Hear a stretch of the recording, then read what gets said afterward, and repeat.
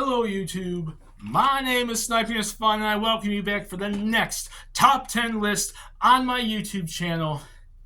And today, we're talking about a certain IP in the world of video games and my top 10 best games in that franchise. And if you've seen the thumbnail and you've seen the name of the video, you know exactly what I'm talking about. One of the biggest media IPs of all time and its video game equivalents, in terms of me ranking a top 10 list.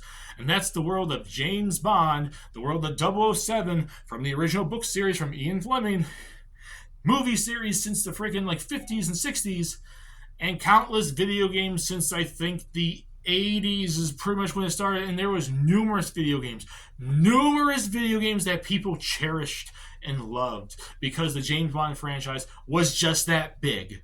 And this is going to be my top 10 games in that franchise that I, ranked and how I think they deserve it. At least personal list from my point of view. And as a big-time James Bond fan, I never read any of the books. Not against it, though. I just never had a chance to go pick up any of them. But I understand and have heard from people that read the books just how good they actually are. But have watched numerous James Bond movies since I was a kid and love the character and love the concept and love all the villains and the gadgets and the stories and the Bond girls. I need to give this list my point of view and where I would go from it. Especially because I played so many of those video games based off the movies and based off original storylines for years. So without further ado, without this intro going on way too long, let's start with the top 10 best James Bond 007 video games. And we're starting with number 10 with a game that I have a history with. I think it actually was a pretty good game, despite the fact that at the time when I was younger, I didn't fully get it. But I heard many good things about it. It was a fun time. What time I did put into it, because I never got around to finishing it because I was too young at the time to really understand everything about it. But it's James Bond 007, the Game Boy game. It's essentially, it was like a top-down game, kind of like a Legend of Zelda, and you go through mission-based stuff. And I just, at the time when I got the game, I wasn't really super into the more in-depth games, so I kind of missed out on it through that. But it was a fun experience for what I got, and everyone I pretty much talked to and all the fans online give a lot of, praise to this game. And I think it was a fun game for being a Game Boy game, not your typical first-person, third-person shooter type stuff of a James Bond thing. It was more like an adventure game, like a Legend of Zelda, but instead of using a sword and shield, you have guns and bombs, and you go around doing the mission, taking on the enemies and doing all stuff like that. It was a fun time. It was a really fun game for what it was on a Game Boy, and I will give it praise and say it's my number 10 because it turned out, for what they got for putting that on the Game Boy, they did a good job with it. Number 9 is going to go to James Bond 007 Quantum of Solace, the PS2 version.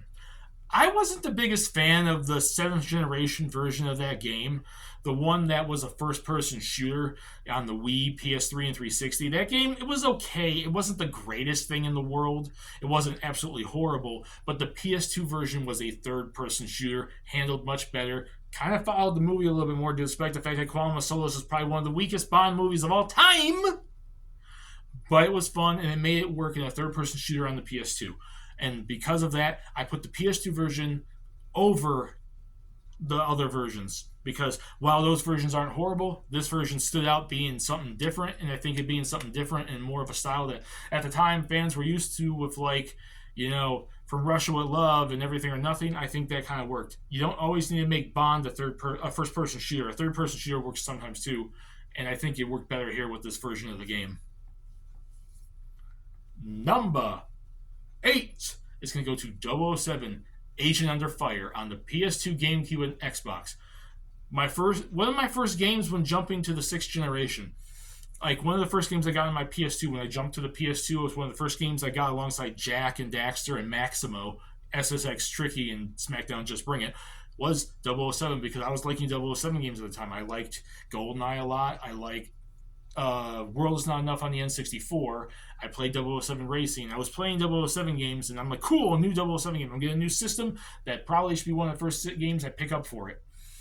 and I bought it in a used buy two get one free sale on the PS2 at the time when I got PS2 at the end of 2001, and it was such a fun game, especially in multiplayer. But the story was so good; it was the original story. It worked out so well. The controls, the gadgets, everything about that game just clicked really well, and I like it in a lot. That's a game that does get a lot of praise in terms of that generation, that era of 007 games.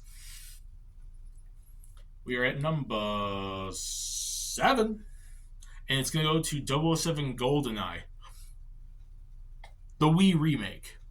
The Wii remake of 007 GoldenEye. I know a lot of people give it flack because it's pretty much just Call of Duty with James Bond gadgets and the James Bond skin over it. And in a way, it kind of is because it's by Activision. It's by the same people who made like the Wii versions of the Call of Duty games. But at the same time, it was a fun as hell game. It was a fun version. And I'm specifically saying the remake on the Wii and not Reloaded when it came to PS3 and 360.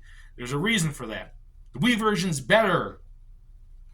But it felt so good. I loved using the motion controls on it. It worked really well for it. I loved playing with the golden Wii, the Wii Pro controller, the golden one that came with it. I still have that to this day.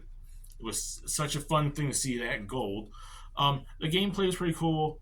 The online worked pretty well. The multiplayer in general was quite fun. All the cool classic villains you could play as. It worked. It was pretty much, like I said, Call of Duty meets 007. But in this line of work for a first-person shooter, it's not a bad thing. And I think the game turned out really, really good. I loved playing through that storyline. It was such a fun kind of beating that game. Number 6 is going to go to 007 Bloodstone on the PS3 and 360 because it was a fun third. Like I said, I mentioned the same thing with Quantum of Solace. It's sometimes better to go third person, and I think that game being a third person shooter, third person action adventure shooter in the original storyline for 007, I thought it was pretty well done. Is it the best 007 game? No, that's the reason why it's number 6, but I think it's in the top 10. I had a fun time with it. I think it was well received enough. I think enough fans like it. And I would give it to 007 Bloodstone just because it was something unique and different. It stood out from the typical first-person shooter games of, ever happening at the time, especially during that generation. And besides 007 GoldenEye on the Wii, probably one of the best 007 games of that generation. We are in the top 5! And number 5 is going to go to 007 From Russia With Love on the PS2, GameCube, and Xbox. Third-person shooter adventure game starring Sean Connery, which was his last time reprising the role as 007. And you can kind of tell with a young James Bond in the old Connery voice, but I think it worked out quite well. There's some people that dismissed it because of that and think it was bad, but I think he handled it quite well, and I liked it. And it was cool seeing them bring back a classic, Bond storyline and Bond characters into the modern day gameplay on a system at the time during the 6th generation. I had so much fun playing that game. I beat that story mode. It was so good. And the multiplayer was so fun to play with my cousins and my friends and whatnot. I remember playing that a lot. That's as much as I can say about that. It just stood out, and I think it was a good recreation of the movie without, taking some liberties to make an actual final boss battle and some extra side missions and stuff like that too. But I think it was quite well done, and it was an improvement over like some of the games that came before it. Number 4 is going to go to 007 The World Is Not Enough, the N64 version, because the PS1 version's not that great. It's okay-ish. It's not absolutely horrible, but the N64 version's so much better. It has a multiplayer, which was a massive difference, and for someone who was coming off of playing GoldenEye and playing this N64 version, which I rented at the time, it was cool to see a multiplayer mode that I could play with friends and family and whatnot, and actually have bots this time, which unlike GoldenEye, you could play with bots, so in case no one was over, I could play multiplayer with computer players. And it was it was a fun game. It's, in a way, it's not as good as GoldenEye, which is obviously why it's lower on the list, and obviously, GoldenEye's going to be on this list at some point in time. But, for what it was in a way an improvement, but in a way not as much of an improvement. But you know what I mean. GoldenEye's GoldenEye, but everything. The World Is Not Enough on the N64 was a real fun time, and I enjoyed it. We are in the top 3. And number 3 is going to go to 007 Everything or Nothing on the PS2, GameCube, and Xbox. And I'm specifying the systems on this because At this time, there were versions like on the handheld, on the Game Boy Advance and DS and stuff. So I'm specifying the systems. If you're wondering why I'm saying the names of the systems, I specifically mean the home console version of Everything or Nothing, which was the first time, well, second time we ever really saw a third-person shooter-ish type game for 007. The first time would have been Tomorrow Never Dies on the PS1. But for Everything or Nothing was an original story. It was pretty damn awesome. They had a cool villain in there. It allowed you to use the gadgets. It was probably the second game in the video game franchise to have an opening, because another game kind of had it before Everything or Nothing, but Everything or Nothing had a good intro thing. It was when they were trying to recreate the movie experience and giving you a 007 intro, which those alone I could make a top 10 list on, but Everything or Nothing had a good intro, good gameplay. It was a good experience, a good game, and I thought it was it was the first time I think the third-person shooter element of 007 was actually handled really good. Tomorrow Never Dies wasn't that great. It was okay. But this time was when they really perfected it a lot. Number 2, and this is going to be controversial because a lot of people are going to want me to put this number 1, but I do not think it is the best 007 game of all time. The original 007 GoldenEye on the N64. Don't hate me. I love the game, but I do think it's a little overrated, and I sure as hell would not put it at number 1 because I know what I'm putting at number 1. GoldenEye was an experience. GoldenEye was a great game, multiplayer experience. I remember playing that back in elementary school. I played it in middle school. I got the game again, played it in freaking college. I introduced my younger cousins to it. I played it with friends. It was such a good game. It was great. Don't get me wrong, but it's not number 1. But I will say, for what it is number 2. And before I get to number 1, here's an honorable mention of numerous other games that barely missed the list of good 007 games. They're not good enough to be the top 10, but they're all worthwhile. And if you've never played them, I would still highly suggest all the ones I mentioned right here, right now. 007 Legends on the PS3, 360, and Wii U. I know that game gets a lot of flack. I know it's not that great, but it's not absolutely horrible. It's worthwhile, and if you can get it cheap, it's cool to experience all the old levels, especially the Moonraker missions. 007 A License to Kill on the Commodore 64 and MSX. I never got a chance to play this because this was well before I got into 007 games. I never played on those systems back in the day, but I looked up some of the best 007 games of all time, and A License to Kill is probably one of my favorite 007 movies, and this movie got a good game counterpart to it. 007 Quantum of Solace on the PS3, Wii, 360. I mentioned I think the PS2 version is better than my top 10, but the PS3, 360, and Wii versions are worthwhile to play too. James Bond 007, The Duel on the Master System and the Genesis. It was a cool side-scroller 2D shooting action adventures, 007 game. I think it looked cool. I never got a chance to play it, but I see it mentioned quite a bit, and I think it stands out there as a game that's worth playing. 007 Tomorrow Never Dies on the PS1. Fun game, not worth a top 10, but if you can get it cheap and you like Tomorrow Never Dies, there you go. 007, The World Is Not Enough, the Game Boy Color version, which is a top-down version of the game. I like the handheld versions enough. They are pretty cool side games to it. They're not like the full home console counterpart, but it's fun as a side game, and I think they did quite well with that being a top-down shooter type thing for Game Boy Color. 007, A View to a Kill on the Commodore 64 and the MSX. View to a Kill is also one of my favorite Bond movies, and it got a Commodore 64 MSX version, and it was a fun time that I heard. Like I said, some of these games I never played, but like these old ones. But License to Kill, The Duel, and View to a Kill, I've heard very good things from old school Bond fans online. 007 Racing on the PS1. It's not that great, but it's not absolutely horrible. I know people don't like it, but I grew up with it, and I think it's kind of okay.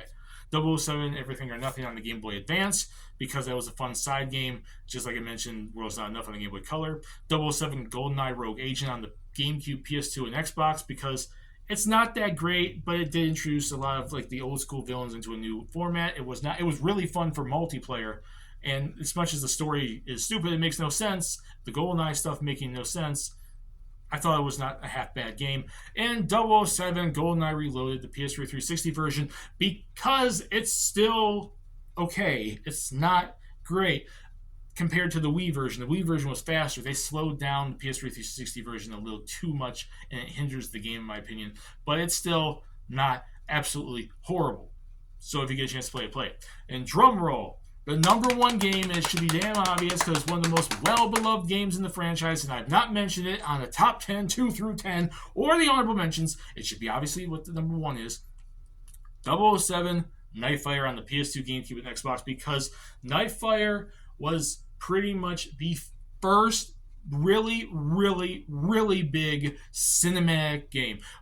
Agent Under Fire was fine. It felt like I understand the PS1, 3, N64, like World's Not Enough, GoldenEye, Tomorrow Never Dies were pretty big cinematic games too for what they were. But when we jumped to the 6th generation, Agent Under Fire started it. It just didn't perfect it. Nightfire perfected it. It was the first one to have an intro. It was the first one to have, I think, Pierce Brosnan's look in the game. It had everything. It had a good story mode, and it had an excellent multiplayer. Nightfire is my choice for the number one best James Bond 007 game. And with that being said, put in the comment section what you guys think.